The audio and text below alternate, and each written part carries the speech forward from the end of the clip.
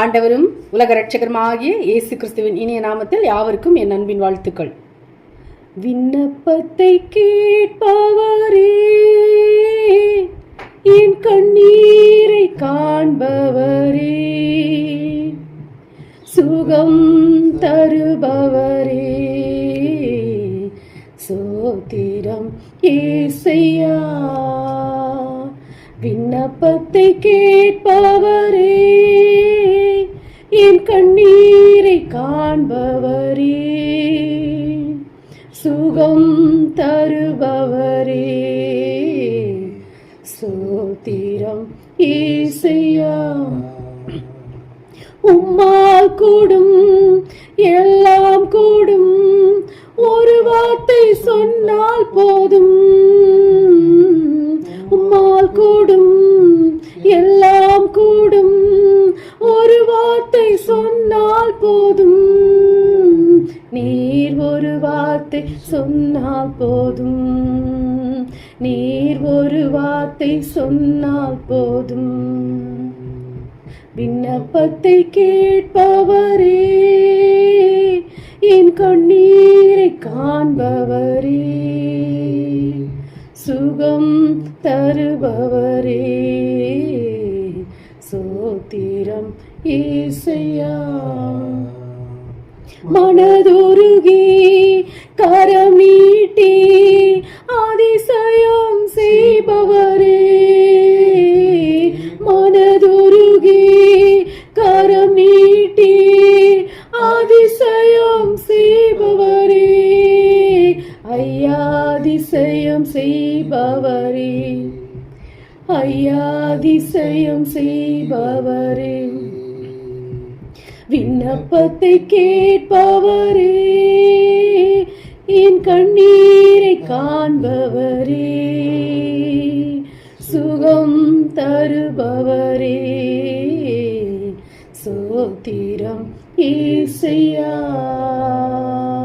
சித்தம் உண்டு சுத்தமாகு என்று சொல்லி குணமாக்கினீ,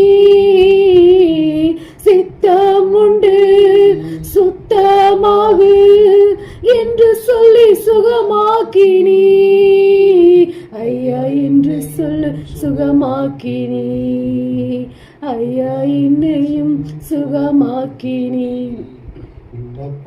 கேட்பவரே, என் கண்ணீரை காண்பவரே, சுகம் தருபவரே, சோத்திரம் ஏசையா. என் நோய்களை சிலுவையிலே சுமந்து தீர்த்தீரையா,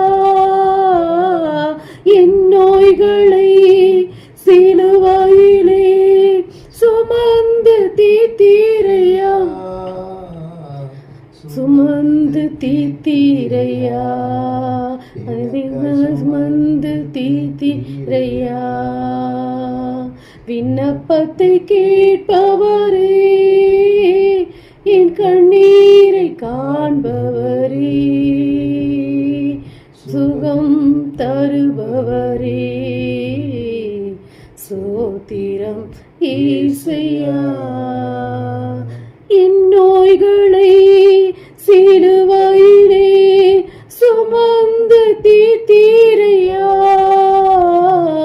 என் நோய்களை சிலுவையிலே சுமந்து தீர்த்தீரையா, சுமந்து தீர்த்தீரையா, நீ சுமந்து தீர்த்தீரையா. விண்ணப்பத்தை கேட்பவரே, என் கண்ணீரை காண்பவரே, சுகம் தருபவரே, சோத்திரம் ஏசையா. உம் காயத்தால் சுகமானே, ஒரு கோடி ஸ்தோத்திரமே, உம் காயத்தால் சுகமானே, ஒரு கோடி ஸ்தோத்திரமே, ஐயா ஒரு கோடி ஸ்தோத்திரமே. தீரமே ஐயா தீரமே. விண்ணப்பத்தை கேட்பவரே, என் கண்ணீரை காண்பவரே,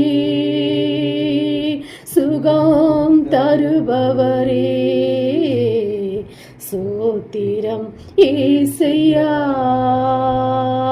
விண்ணப்பத்தை கேட்பவரே, என் கண்ணீரை காண்பவரே, சுகம் தருபவரே, சோத்திரம் ஏசையா.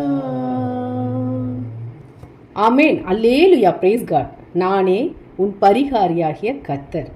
கர்த்தர் உன் அப்பத்தையும் தண்ணீரையும் ஆசீர்வதிப்பார், வியாதியை உன்னிலிருந்து விலக்குவார். கர்த்தர் சகல நோய்களையும் உன்னை விட்டு விலக்குவார். உன் விண்ணப்பத்தை கேட்டேன், உன் கண்ணீரை கண்டேன், இதோ நான் உன்னை குணமாக்குவேன். கர்த்தர் அவனுடைய எலும்புகளை எல்லாம் காப்பாற்றுகிறார், அவைகளில் ஒன்று முறிக்கப்படுவதில்லை. படுக்கையின் மேல் வியாதியாய் கிடைக்கிற அவனை கர்த்தர் தாங்குவார். அவனுடைய வியாதியிலே அவன் படுக்கை முழுவதையும் மாற்றி போடுவீர். கர்த்தர் உன்னை வேடனுடைய கண்ணிற்கும் பாழாக்கும் கொள்ளை நோய்க்கும் தப்புவிப்பார். வாதை உன் கூடாரத்தை அணுகாது. கர்த்தர் உன் அக்கிரமங்களை எல்லாம் மன்னித்து உன் நோய்களை எல்லாம் குணமாக்குவார். உன் பிராணனை அழிவுக்கு விலக்கி மீட்டு உன்னை கிருபையினாலும் இரக்கங்களினாலும் முடிசூட்டுவார். நன்மையினால் உன் வாயை திருப்தியாக்குகிறார். கழுகுக்கு சமானமாய் உன் வயது திரும்ப வாழ வயது போலாகிறது. கர்த்தர் தமது வசனத்தை அனுப்பி அவர்களை குணமாக்கி அவர்களை அழிவுக்கு தப்புவிக்கிறார். இருதயம் நொறுங்குண்டவர்களை கர்த்தர் குணமாக்குகிறார். அவர்களுடைய காயங்களை கட்டுகிறார். இயேசுவினுடைய தழும்புகளால் குணமாகிறோம். கர்த்தாவே என்னை குணமாக்கும், அப்பொழுது குணமாவேன். கர்த்தர் உனக்கு ஆரோக்கியம் வரப்பண்ணி உன் காயங்களை ஆற்றுவார். இதோ நான் அவர்களுக்கு சவுக்கியமும் ஆரோக்கியமும் வரப்பண்ணி அவர்களை குணமாக்கி அவர்களுக்கு பரிபூர்ண சமாதானத்தையும் சத்தியத்தையும் வெளிப்படுத்துவேன்.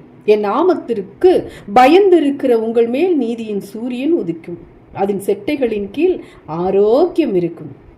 கர்த்தர் தாமே நம்முடைய பலவீனங்களை ஏற்றுக்கொண்டு நம்முடைய நோய்களை சுமந்தார். பலவிதமான வியாதிகளினால் உபத்திரவப்பட்டிருந்த அநேகரை இயேசு சுஸ்தமாக்கி அநேகம் பிசாசுகளை துரத்திவிட்டார். இதோ சர்ப்பங்களையும் தேள்களையும் மிதிக்கவும் சத்ருவனுடைய சகல வல்லமையும் மேற்கொள்ளவும் உங்களுக்கு அதிகாரம் கொடுக்கிறேன். ஒன்றும் உங்களை சேதப்படுத்த மாட்டாது. அன்றியும் இயேசுவை மரித்தோரிலிருந்து எழுப்பினவருடைய ஆவி உங்களில் வாசமாயிருந்தால், கிறிஸ்துவை மரித்தோரிலிருந்து எழுப்பினவர் உங்களில் வாசமாயிருக்கிற தம்முடைய ஆவியினாலே சாவுக்கு ஏதுவான உங்கள் சரீரங்களையும் உயிர்ப்பிப்பார். விசுவாசமுள்ள ஜெபம் பிணியாளியை இரட்சிக்கும். கர்த்தர் அவனை எழுப்புவார். நாம் பாவங்களுக்கு செத்து நீதிக்கு பிழைத்திருக்கும்படிக்கு அவர்தாமே தமது சரீரத்தில் நம்முடைய பாவங்களை சிலுவையின் மேல் சுமந்தார். அவருடைய தழும்புகளால் குணமானீர்கள். உன் ஆத்துமா வாழ்கிறது போல நீ எல்லாவற்றிலும் வாழ்ந்து சுகமாயிருக்கும்படி வேண்டுகிறேன். ஒரு வார்த்தை மாத்திரம் சொல்லும், அப்பொழுது என் வேலைக்காரன் சொஸ்தமாவான். மத்தேயு 8:8. குணமாக்கும் தேவனுடைய வார்த்தையின் வல்லமையை நீங்கள் அனுபவித்திருக்கிறீர்களா? ஒருவர் கூறிய சாட்சி இது. வைத்தியர்கள் திகைத்து நின்ற போது வேறு வெளிநாடு சென்று வைத்தியம் பார்ப்பதா என்று குழம்பிய நேரம் ஒரு ஞாயிறு காலை கட்டிலில் இருந்த வண்ணம் சங்கீதம் 33 வாசித்தேன். தமக்கு பயந்து தமது கிருபைக்கு காத்திருக்கிறவர்கள் ஆத்துமாக்களை மரணத்துக்கு விலக்கி விடுவிக்கவும் கர்த்தருடைய கண் அவர்கள் மேல் நோக்கமாயிருக்கிறது என்ற வார்த்தை எனக்குள் ஒரு மின்னல் அடித்த அனுபவத்தை கொடுத்தது. ஆத்துமாவையே காக்கவல்ல தேவனுக்கு இந்த சரீரம் ஒரு காரியமா? ஒப்பு கொடுத்தேன், கர்த்தர் நடத்தினார். இன்று 30 ஆண்டுகளுக்கு மேலாக ஜீவனுள்ளோர் தேசத்தில் தம்மை மகிமைப்படுத்தும்படி என்னை வைத்திருக்கிறார். அல்லேலூயா.